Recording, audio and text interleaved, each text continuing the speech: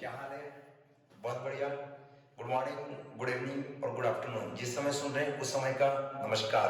आज आप वापस एक काफी लंबे समय के बाद आप फिर से आ चुके हैं हमारे यहाँ प्यारा सा YouTube channel spectrum coaching classes पे।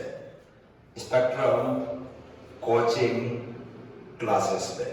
तो बच्चों, काफी लंबे समय के बाद हमने हमारी वापस वीडियो सीरीज को स्टार्ट किया है। तो आज से हम डिस्कस करेंगे वापस एमपी बोर्ड 2022 और 2023 के होने वाले 12th स्टैंडर्ड के पेपर के, जिसमें बहुत सारे बच्चों की समस्याएं बनी हुई है कि सर हमें कौन सा क्वेश्चन करना है, क्या करना है, किस प्रकार से हम अपने क्वेश्चंस को टैकल करें तो हम केमिस्ट्री में 70 आउट ऑफ 70 मार्क्स अचीव कर सकते हैं। तो इन्हीं क्वेश्चन पेपर की इन सीरीज में हम सबसे पहले हम आपसे बात करें कि एमपी बोर्ड ने क्या चीज हमारे लिए रखी है और क्या चीज हमारे लिए छोड़ी है, हमें किन चीजों को करना है कि हम पूरे में से पूरे मार्क्स अचीव कर सकते हैं।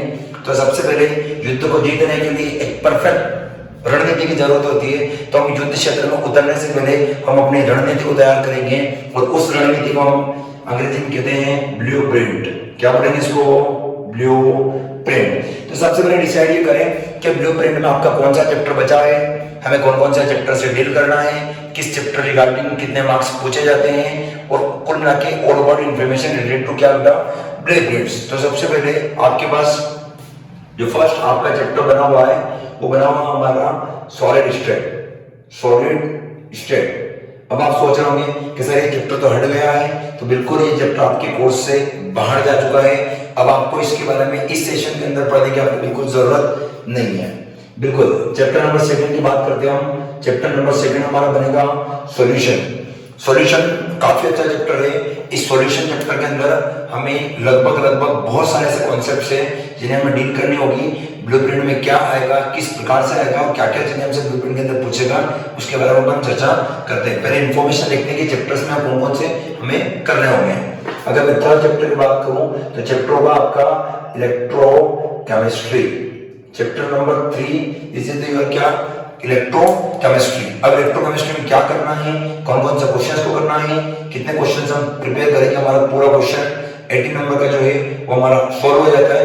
तो क्वेश्चन नंबर 18 के लिए हमारा होगा इलेक्ट्रोकेमिस्ट्री। उसके बाद हम बात करते हैं चैप्टर नंबर 4 की, जो हमारा रहेगा केमिकल काइनेटिक्स। काफी इजी चैप्टर है केमिकल काइनेटिक्स, इसको हम डील करेंगे। नाउ चैप्टर नंबर 5 बनेगा आपका सरफेस केमिस्ट्री। Surface chemistry. तो बात करते हैं चैप्टर नंबर 6 की, जिसे हम कहते हैं मेटलर्जी। बहुत सारी किताबों में इसका अलग नाम दिया है, extraction of some metal and study for their important compound भी इसका नाम आपको किताबों के अंदर देखने को मिल सकता है। लेकिन इसका जो समराइज नाम निकल के आता है वो निकल के आता है हमारा मेटलर्जी। अब देखिए बच्चों, इनमें से हमारे पास एमपी बोर्ड ने इस साल सरफेस केमिस्ट्री को इरेज कर दिया है और मेटलर्जी को इरेज कर दिया है। तो फाइनली आपके पास जो रेस्ट चैप्टर है वो आपके पास 3 चैप्टर बचेंगे, सॉल्यूशन, इलेक्ट्रोकेमिस्ट्री और केमिकल काइनेटिक्स। इन तीनों चैप्टर को हम केमिस्ट्री की जिस ब्रांच में रखते हैं, this is the your physical chemistry. तो फर्स्ट ब्रांच आपका बन के तैयार हो गया फिजिकल केमिस्ट्री। फिजिकल केमिस्ट्री में आपके पास 3 चैप्टर बनते हैं, solution, electrochemistry and last is your chemical kinetics. अब बात करते हैं चैप्टर नंबर 7 की, 8 की और 9 की। इन तीनों चैप्टर्स को मैंने 12th स्टैंडर्ड के अंदर जो नाम दिया हुआ है वो रहेगा हमारा इनऑर्गेनिक केमिस्ट्री। इनऑर्गेनिक केमिस्ट्री, इसके बारे में बात करेंगे। इनऑर्गेनिक में सबसे पहले आपको स्टार्ट करना होगा P block element. P block element. अब पी ब्लॉक का बहुत मोटा पार्ट आप 11th में पढ़ चुके हो, थोड़ा और पी ब्लॉक में आपके पास यहाँ 12th में बचेगा, जिसे हम ग्रुप नंबर 15 कहेंगे, 16 कहेंगे, 17 कहेंगे और 18 कहेंगे। लेकिन फिर वही माध्यमिक शिक्षा मंडल ने आपके साथ मजाक करी है, इस चैप्टर को भी आपके से हटा दिया गया है। तो आपका चैप्टर नहीं करना है, चिंता करने की जरूरत नहीं है बिल्कुल भी। चैप्टर की बात करते हैं 8 की, D and F block element. ये जो आपका चैप्टर बन के तैयार होगा ये काफी अच्छा चैप्टर है और बेसिक चैप्टर बिल्कुल डी और एफ ब्लॉक का। फिर बात करते हैं हमारा नेक्स्ट चैप्टर कोऑर्डिनेशन कंपाउंड। ये आपका लास्ट चैप्टर होगा किसका, इनऑर्गेनिक केमिस्ट्री का। तो आपके पास बहुत मोटे मोटे तौर पे फिजिकल में 3 चैप्टर निकल के आते हैं, 2, 3 और 4, और इनऑर्गेनिक में 2 निकल के आते हैं, डी ब्लॉक, कोऑर्डिनेशन, कंपाउंड। बात करते हैं अगर अपन नेक्स्ट चैप्टर की, नेक्स्ट टॉपिक की, तो होगा हमारा ऑर्गेनिक केमिस्ट्री। Organic chemistry. अब क्या करते हैं, ऑर्गेनिक केमिस्ट्री के चैप्टर आपको शायद इधर दिखाई ना दे, तो अपन इसको ऊपर ले लेते हैं ताकि यहाँ आपको दिखाई देंगे। तो ऑर्गेनिक केमिस्ट्री हमारा चैप्टर नंबर 10 बनेगा, 11 बनेगा, 12 और 13। यहाँ बच्चों को most of the problems create होती है। जैसे नाम ऑर्गेनिक आता है, बच्चों को ठंड लगना शुरू हो जाती है, ये क्वेश्चन नहीं बनेंगे तो बिल्कुल बनेंगे आपके साथ। ऑर्गेनिक में हमारे साथ जुड़े रहिए, सारी चीजों को समझते रहिए, एक एक कॉन्सेप्ट में हम डील करेंगे आपके साथ कि ऑर्गेनिक में कैसे करना है, किस हिसाब से आपको काम करना होगा। तो बिना टाइम वेस्ट किए चैप्टर की इंफॉर्मेशन जाते हैं। Halo alkane and hello Aryans, ये आपका चैप्टर का नाम होगा। नेक्स्ट चैप्टर की बात करूं मैं आपके साथ, तो आपके पास हो जाएगा aldehyde, ketone and carboxylic acid. इसको चैप्टर नंबर आगे पीछे कर लेना है। यहाँ पे ये आपका बन जाएगा चैप्टर नंबर 12 और ये बन जाएगा आपका 11। नेक्स्ट चैप्टर बनेगा आपका अल्कोहल, फिनोल एंड ईथर, और लास्ट चैप्टर बनेगा आपका ऑर्गेनिक का एमाइन। ये आपके पास टोटल ऑर्गेनिक के 4 चैप्टर हो जाएंगे, जिनमें हमको 6 या 7 फंक्शनल ग्रुप के बारे में क्या करनी पड़ेगी, डिस्कशन करनी पड़ेगी। और अगर मैं 14 चैप्टर की बात करूं, 14, 15 और 16, तो देखिए ऐसे देख लीजिए, क्योंकि इन दोनों को चैप्टर को इरेज कर दिया है। तो 16 चैप्टर बनेगा आपका केमिस्ट्री इन एवरीडे लाइफ, लेकिन चैप्टर सिलेबस से हटा दिया गया है। इधर बात करें हम तो बात चैप्टर बनेगा हमारा पॉलीमर, लेकिन पॉलीमर चैप्टर को भी सिलेबस हमने इरेज कर दिया है। तो एक ही चैप्टर बना, बहुत अच्छा चैप्टर आपका बायोलॉजी टू लेट स्टूडेंट के लिए बहुत काम की चीज है, बायोमोलिक्यूल्स, जिसमें आप सारी जानकारी को देख पाओगे, protein, vitamin, carbohydrate, fat, enzymes, जितनी भी चीजें आपकी उन सबको हम यहाँ देखेंगे। तो ये हो गया हमारे पास सबसे पहले सिलेबस। अब ये चीज डिसाइड की जाए कि हमको करना क्या होगा, किस प्रकार से हमको प्लानिंग करनी होगी कि हम लोग सारे मार्क्स को अचीव कर सकते हैं। तो पहले ये चीज डिसाइड करो कि चैप्टर बचे कितने हैं। तो आपके पास सॉल्यूशन बचा, इलेक्ट्रोकेमिस्ट्री बचा, केमिकल एनालिसिस बचा, डी और ए ब्लॉक बचा, कोऑर्डिनेशन बचा, हेलो एल्केन बचा, अल्कोहल, फिनोल, ईथर बचा, एल्डिहाइड, कीटोन, कार्बोक्सिलिक एसिड बचा, और यह बचेगा आपका एमीन, और यह बचेगा आपका बायो मॉलिक्यूल। तो टोटल मिला के आपके पास जो 12th स्टैंडर्ड का जो केमिस्ट्री इंप्रूवमेंट का पैटर्न है, इसमें आपके पास 10 चैप्टर बच जाते हैं। अब ये डिसाइड करें कि इन 10 चैप्टर में हमको कितने क्वेश्चन पेपर हमारे सामने बन के आएगा, कितने मार्क्स का बन के आएगा, और कितने क्वेश्चन उसके अंदर रहेंगे, और किस किस प्रकार से उस क्वेश्चन का क्या रहेगा, पूरा पेपर का आइडिया रहेगा। तो देखिए सबसे पहले अपन पेपर की बात करते हैं। तो पेपर किस प्रकार से हमारा बना हुआ होगा, और फिर उन पेपर पे हमें वर्क कैसे करना है, कौन से क्वेश्चन को कौन से चैप्टर के साथ हम डील करेंगे, क्वेश्चन हमारा बन जाएगा। तो देखिए हमारा जो पेपर होगा, सबसे पहले जो पेपर का फर्स्ट पार्ट होगा, फर्स्ट क्वेश्चन होगा, वो होगा हमारा चूज द करेक्ट क्वेश्चन। तो चूज द करेक्ट में आप क्या करोगे, आपके पास पहला क्वेश्चन होगा, उसके अंदर आपसे वो 1, 2, 3 ऐसे करते करते आपको टोटल मिला के कितने पॉइंट पूछेगा, 7 पॉइंट को आपसे पूछेगा, जिनमें आपको 7 पॉइंट के ऊपर डील करना पड़ेगी। तो आपको जो फर्स्ट क्वेश्चन देगा, वो फर्स्ट क्वेश्चन आपको कितने मार्क्स दिलाएगा, 7 मार्क्स दिलाएगा। फिर जो आपका क्वेश्चन नंबर सेकंड होगा, वो होगा आपका fill in the blanks, fill in the blanks. तो ये जो क्वेश्चन होगा, इसमें भी आपके पास एज इट इज 1, 2, 3 देन ऐसे करते करते आपके पास 7 क्वेश्चन होंगे, और प्रत्येक क्वेश्चन का आपके पास 1 नंबर होगा। इसका मतलब आपको इस जगह में कितने नंबर मिलने वाले हैं, 7 नंबर। तो 7 और 7 बन जाता है हमारे पास 14 नंबर। फिर क्वेश्चन नंबर हमारा 3 बन के तैयार होगा, वो बन के तैयार हो रहा है हमारे पास मेज के थ्रू। तो हमको मेज कैसे करना होगा, मेज पे अगर डिस्कशन करें तो आपके पास बहुत सारे बार क्या होता है, इधर ए दिया हुआ रहता है, इधर बी दिया हुआ रहता है। ए वाले में आपको ऐसे 7 ऑप्शन देता है, और बी कॉलम में आपको बहुत सारे बार 8 या फिर 9 ऑप्शन देता है। तो हमको क्या करना होगा, बिल्कुल सोच समझ के, क्योंकि इसमें दिमाग चलाना नहीं है, सारे क्वेश्चन सामने के सामने बैठते हैं, मतलब सोच समझ के इन 7 नंबर को आपको प्राप्त करने पड़ेंगे, क्योंकि सारा क्वेश्चन फंडा गिवन है। मतलब चूज द करेक्ट और मेज, इनमें का नंबर आपको छोड़ना ही है, क्योंकि 14 नंबर का सीधा बोनस है आपका। यूं समझिए कि 14 नंबर ऐसे आपको फ्री में मिल रहे हैं एमपी बोर्ड की तरफ से। बात करते हैं क्वेश्चन नंबर 4 की। तो क्वेश्चन नंबर 4 जो हमारा बनेगा answer in one word. Answer in कितना वर्ड? One word. एक नंबर के हिसाब से आपके पास क्वेश्चन होंगे, तो ऐसे इसमें भी 7 ऑप्शन होंगे। तो आपके पास टोटली जो मल्टीपल चॉइस क्वेश्चन जो बनते हैं जिनमें आपका मैच आ जाता है, फिर इन द ब्लैंक्स आ जाता है, ये जो ऑब्जेक्टिव टाइप क्वेश्चन है ये आपको टोटल दिलाएगा 28 मार्क्स का। पेपर फिक्स है, चूज द करेक्ट ही होगा, फिल इन द ब्लैंक्स ही होगा, मैच होगा और आंसर वन वर्ड में ही होगा। अब बात करते हैं क्वेश्चन नंबर 5 से लगाकर क्वेश्चन नंबर 12 तक का पैटर्न क्या होगा। तो हम बात करें सबसे पहले क्वेश्चन नंबर 5 की, देन 6 की, देन 7 की, देन 8 की, 9, 10, 11 और 12। एमपी बोर्ड ने सबसे आसान एमपी पेपर रहे हमारा केमिस्ट्री का। इसके लिए हमको क्या दे रखा है? हमको दिया कि आपको क्वेश्चन नंबर 5 से लेकर 12 तक ऐसे 8 क्वेश्चन को डिजाइन करना होगा जो प्रत्येक क्वेश्चन 2 मार्क्स को रखे। इसका मतलब हमारे पास 16 नंबर सीधे सीधे यहाँ से बनके तैयार हो जाते हैं। तो हमारे पास अगर 16 नंबर इस लिस्ट में और जुड़ जाते हैं तो कहीं ना कहीं हमारा जो स्कोर है वो धीरे धीरे थोड़ा और कहाँ चला जाएगा? ऊपर चला जाएगा। अब बात करते हैं क्वेश्चन नंबर हमारे पास 13 की, 14 की, 15 की और 16 की। ये जो 4 क्वेश्चन बन रहे हैं 13, 14, 15 और 16, ये क्वेश्चन आपके पास पेपर में होंगे।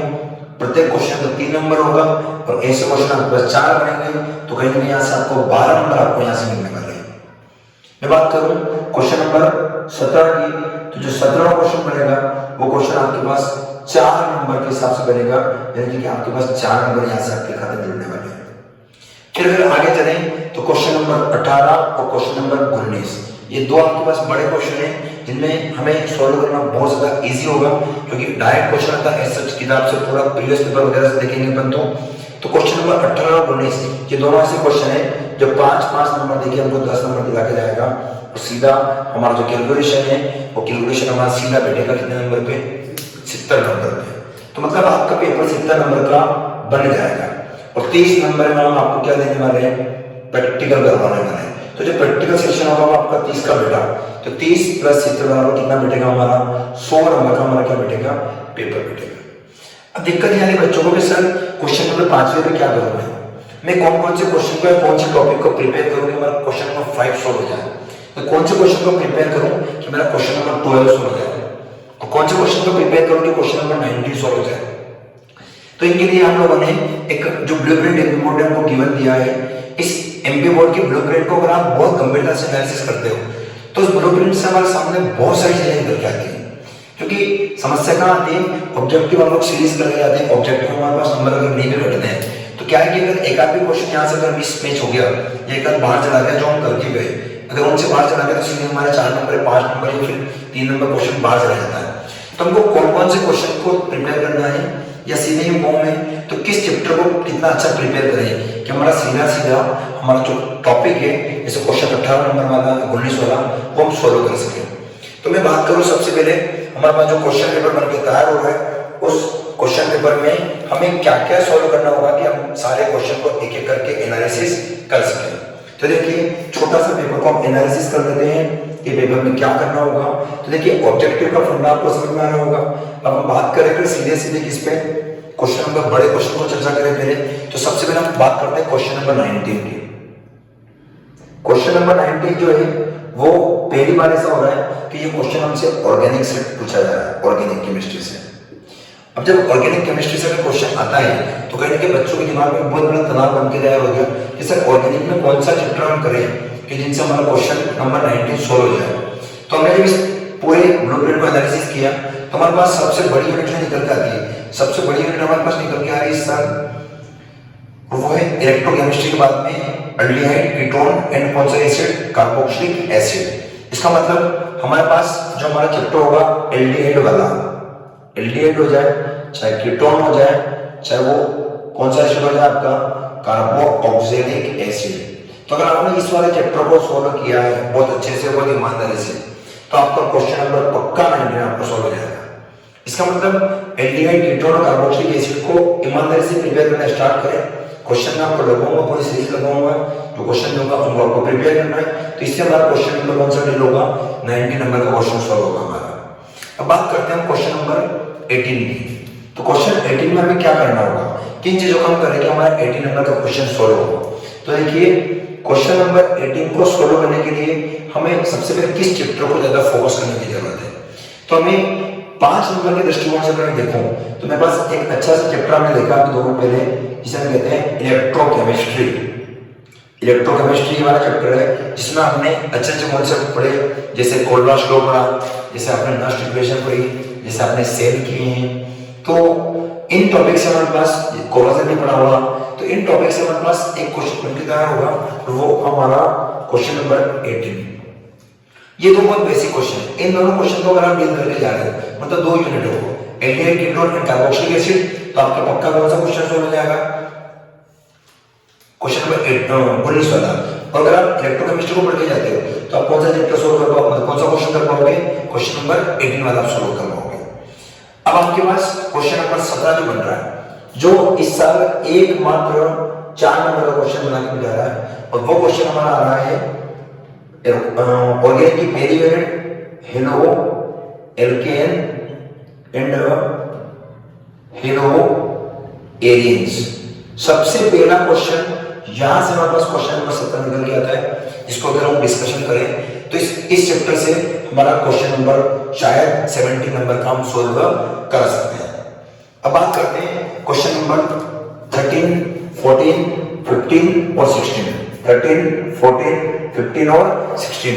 तो 13 नंबर के क्वेश्चन को डील करने के लिए हमें क्या करना होगा, तो 13 नंबर के क्वेश्चन को डील करने के लिए हमें सॉल्यूशन चैप्टर का जो पीछे का हमारा कोलिगेटिव पार्ट होगा, कोलिगेटिव प्रॉपर्टी से रिलेटेड जो हमारा पार्ट होगा, उस चीज को डिस्कशन करना है, ताकि हम क्वेश्चन नंबर 13 के साथ क्या कर सकें, डिस्कशन कर सके और उसको सॉल्व कर सके, ताकि क्वेश्चन नंबर 13 आराम से अपना सॉल्व हो जाए। बात करते हैं क्वेश्चन नंबर 14 की। क्वेश्चन नंबर 14 इस साल आ रहा है आपका केमिकल काइनेटिक्स से। केमिकल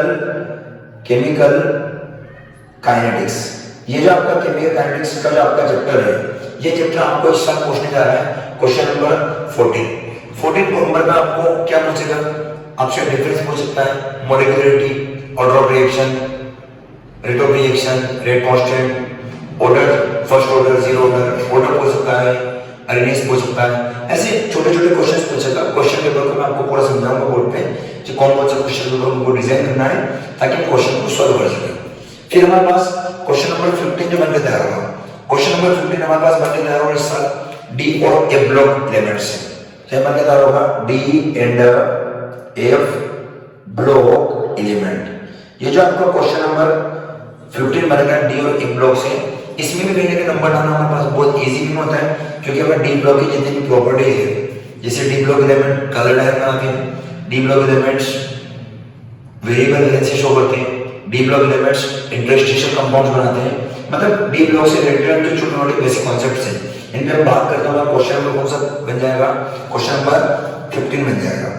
इसके बाद में बात करूं अगर आपसे अगले टॉपिक की, अगले क्वेश्चन की, क्वेश्चन नंबर 16, तो क्वेश्चन नंबर 16 का हमारे पास बन के तैयार होगा जो एल्कोहल का चैप्टर है, एल्कोहल, फिनॉल एंड ईथर, इस चैप्टर से, जिसमें आपसे नेम रिएक्शन वगैरह पूछा जा सकता है, आपसे एल्कोहल फिनॉल में डिफरेंस पूछा जा सकता है, आपसे प्राइमरी, सेकेंडरी और टर्शियरी एल्कोहल में डिस्टिंग्विश करने की जो 4 मेथड है, आपसे उन मेथड के बारे में पूछा जा सकता है। तो आपको कुल मिला के एल्कोहल, फिनॉल और ईथर का जो आपका टॉपिक है, इसमें आपको इंफॉर्मेशन देखना होगा, ताकि हम क्वेश्चन नंबर कहीं ना कहीं 13 से आकर क्वेश्चन नंबर 19 तक के सफर को बड़ी आसानी से क्या कर सके, सॉल्व कर सके। अब आपके पास एक ही चैप्टर बन गया, एक ही क्वेश्चन का पढ़ना बन गया तैयार होगा, और वो क्वेश्चन नंबर आपका बन रहा है क्वेश्चन नंबर 5, 6, 7, 8, 9, 10, 11 और 12।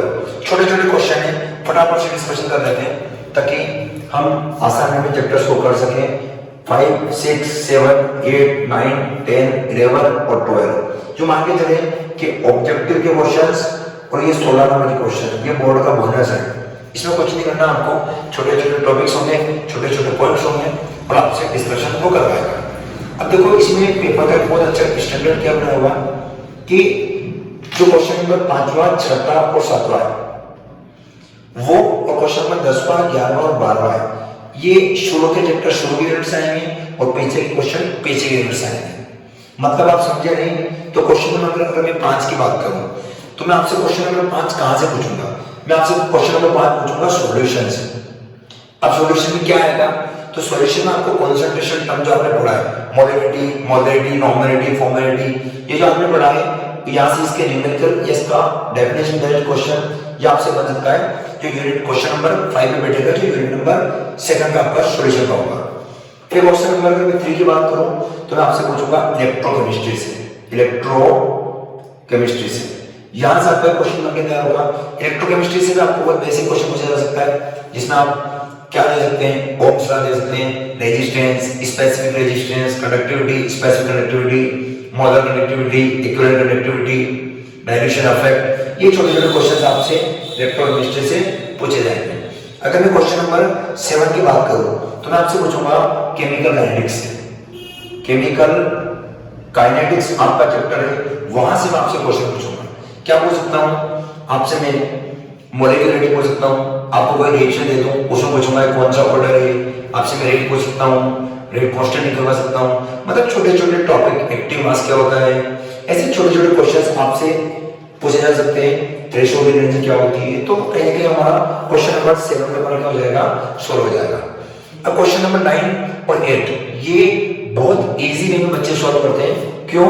क्योंकि 8 और 9 दोनों में बनाता हूं कोऑर्डिनेशन केमिस्ट्री से, कोऑर्डिनेशन केमिस्ट्री या कोऑर्डिनेशन कंपाउंड से।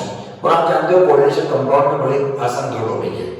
एक आपको आईयूपीएसी टर्म्स निपटाना बहुत आसान वे में, और दूसरा आपको निपटाना आइसोमेरिज्म। अगर आप दोनों टॉपिक को सॉल्व करते हो और छोटे छोटे डेफिनेशन बेस्ड क्वेश्चन है, तो आपका क्वेश्चन नंबर 8 भी बनेगा और क्वेश्चन नंबर 9 भी बन जाएगा। अब आप चल रहे हैं सीधे क्वेश्चन नंबर 10 पे, 11 पे और फिर चलेंगे अपन 12 पे। तो हम बात करेंगे क्वेश्चन नंबर 10 की।